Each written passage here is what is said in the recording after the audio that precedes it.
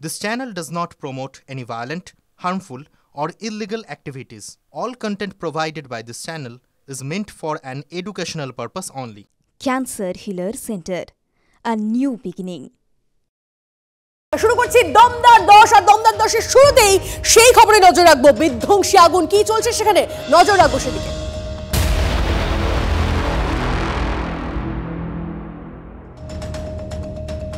রাতের শহরে ভয়াবহ অগ্নিকাণ্ড, আগুনে পুড়ে একজনের মৃত্যু হয়েছে। নারকেলডাঙ্গায় ঝুপড়িতে বিধ্বংসী আগুন, পরপর 30 থেকে 40টি ঝুপড়ি পুড়ে ছাই হয়ে গেছে। দাউ দাউ করে জ্বলে আগুন এবং ঝুপড়ি জ্বলতে থাকে, কালো ধোঁয়ায় ঢেকে যায় গোটা এলাকা। দেখুন সেই মুহূর্তের ছবি আপনাদেরকে দেখাচ্ছি, যখন একের পর এক ঝুপড়িতে আগুন লাগে। ভয়াবহ অগ্নিকাণ্ড রাতের শহরে, দাহ্য পদার্থ থাকায় আগুন দ্রুত ছড়িয়ে পড়ে। রাস্তায় থাকা পিকআপ ভ্যানেও ছড়ায় আগুন, সেই ছবি দেখাচ্ছি আপনাদের।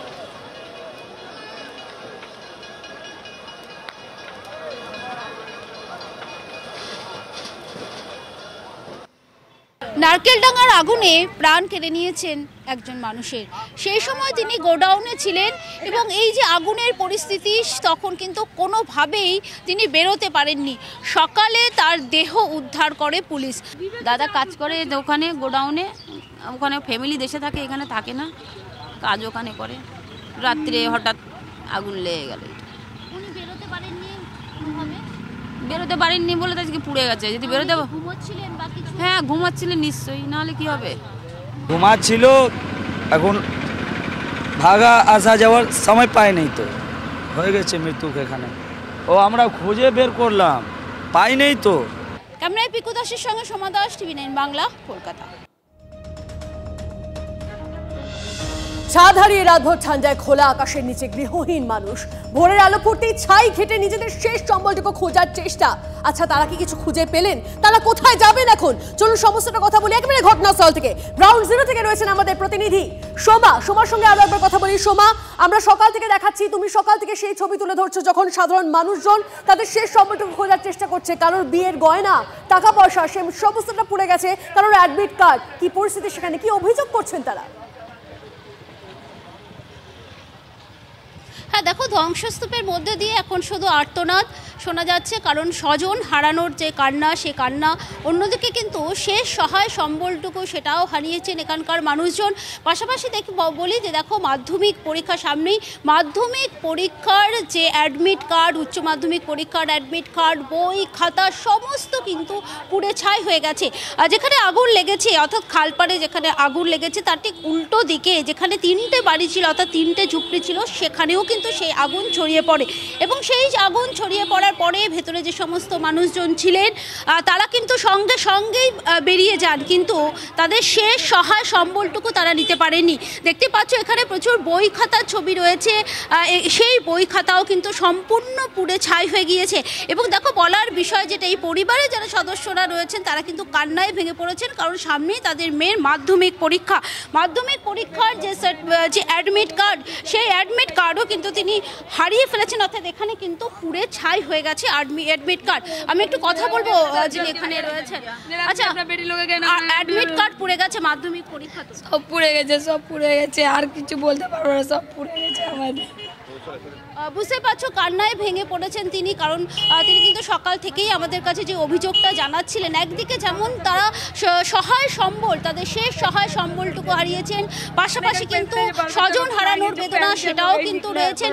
এবং মাধ্যমিক, উচ্চ মাধ্যমিক পরীক্ষা সামনে, সেই অ্যাডমিট কার্ডও কিন্তু পুড়ে ছাই হয়ে গেছে। একদম সমস্তটা পুড়ে ছাই হয়ে গেছে, কিন্তু এখন অবধি 12 ঘন্টা পার, 40টা ঘর পুড়ে ছাই, কিন্তু পুনর্বাসনের ব্যবস্থা হয়নি। এই খবর তো উগড়ে দিচ্ছেন তারা।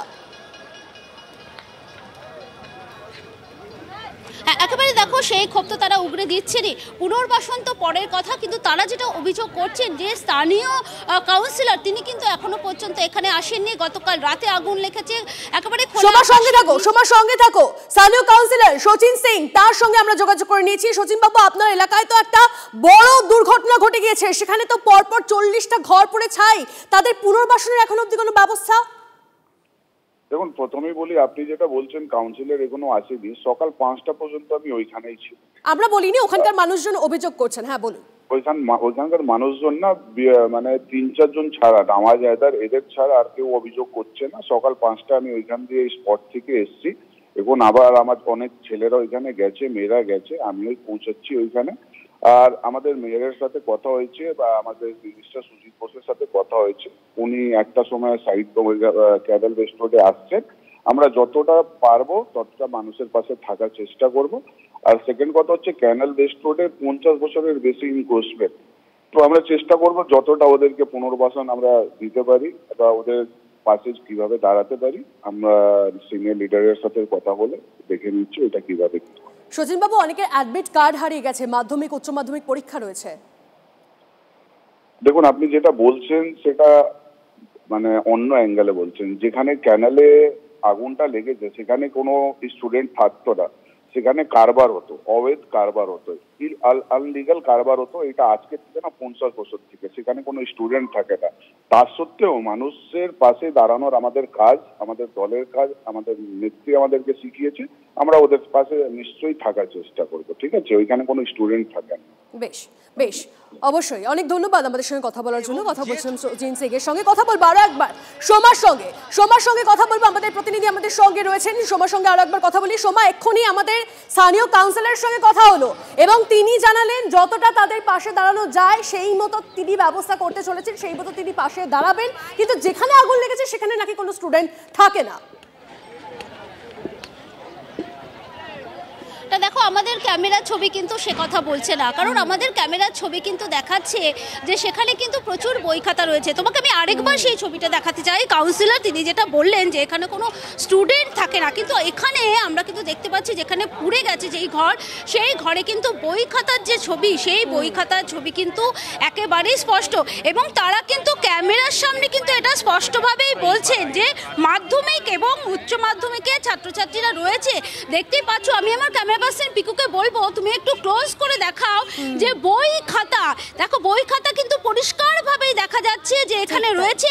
এবং এখানকার যারা বাসিন্দারা রয়েছেন তারা কিন্তু বলছেন যে এখানে কিন্তু মাধ্যমিক এবং উচ্চ মাধ্যমিকের যে ছাত্র তারা কিন্তু রয়েছে এবং তাদের অ্যাডমিট কার্ড সেটাও কিন্তু তারা খুঁজে পাচ্ছেন না। খুব স্বাভাবিক, দেখো ধ্বংস। একদম সবাই, এরপর হয়তো আবার স্থানীয় কাউন্সিলর সেই এলাকায় পৌঁছবেন এবং তারপর তিনি কি ব্যবস্থা নেন অবশ্যই আমাদের গোটা বিষয়টা থেকে নজর থাকবে। অনেক ধন্যবাদ তোমায় সোমা।